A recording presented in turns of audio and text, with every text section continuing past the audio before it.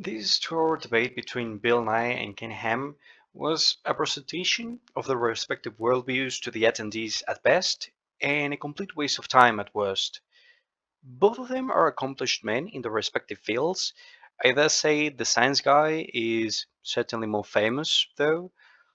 I don't wish to delve too deep in the content itself, because I think of the debate rather poorly. Instead, I would like to focus on the aspect of society and the people surrounding this debate, and particularly the sentiment of belonging trampling over critical thinking.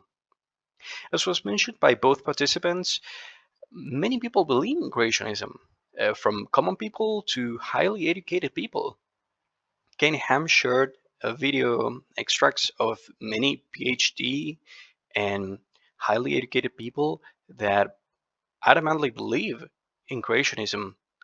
However, it is also true that not as many believe in creationism as they do in evolutionism or the theory of evolution.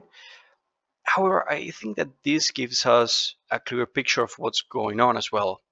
I think many of these people, despite or regardless of the individual feats in terms of benefits to society, they all want to be part of something greater, whether it's a community or it's a higher belief.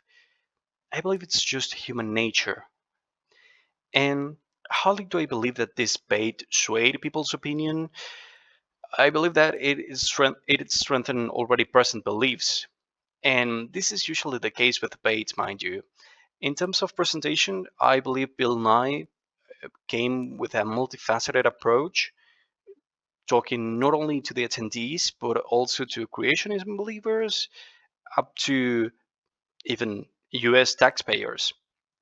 Whereas Ken Ham was more focused, he was trying to push his own agenda and was mostly dealing with the topics at hand.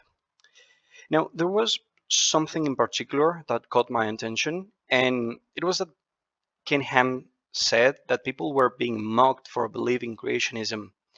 And I couldn't avoid thinking that this was rather funny to some extent, because one of the opening statements from Ham was the proposition that science has been hijacked by secularists.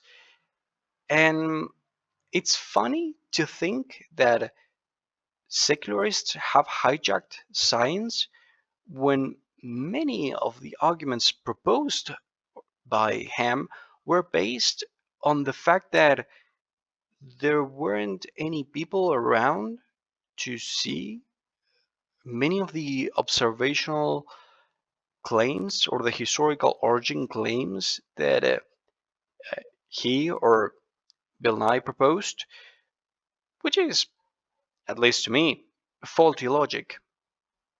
Now, there was one quote by Richard Dawkins, who happened to actually mention the Answers in Genesis organization in one of his books, and he said that you have to understand that these people really believe that their questions cannot be answered.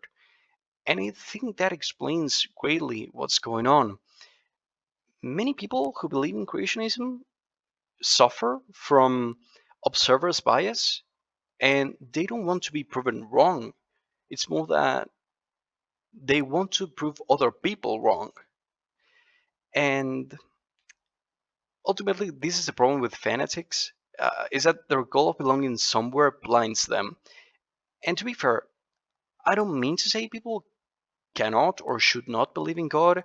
I, for one, believe in some things that are unnatural, let's say, or esoterical, or mysterious, or not really that common. But I do follow Bill Nye's idea, a curiosity driven adventure to find out the answers to the mysteries of the universe. Maybe God is out there waiting for us to find him, or maybe there is something else. But I truly believe that science is not the answer, it's just a method.